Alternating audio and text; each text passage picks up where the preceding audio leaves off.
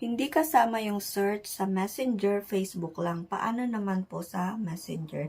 So, ang tinutukoy po dito ay yung search history sa Messenger. So, kung mayroon po sa Facebook, meron din po sa Messenger. So, yung search history, ito po yung kung saan makikita natin yung mga list ng mga profiles or pages na visit or search natin.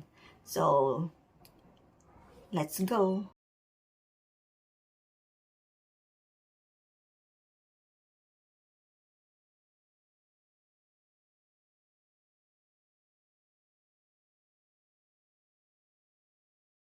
Sa Messenger natin, punta tayo sa 3 lines. Tapos, sa settings. Tapos, scroll po natin. Tapos, pindutin po natin ang password and security. Tapos, dito po sa your information and permissions. Punta po tayo dyan. Tapos, dito sa search history. Tapos, punta po tayo dyan sa profile natin. So, ito na po yung mga list ng mga profiles and pages na sinearch po natin in the last year. So, ganun lang po.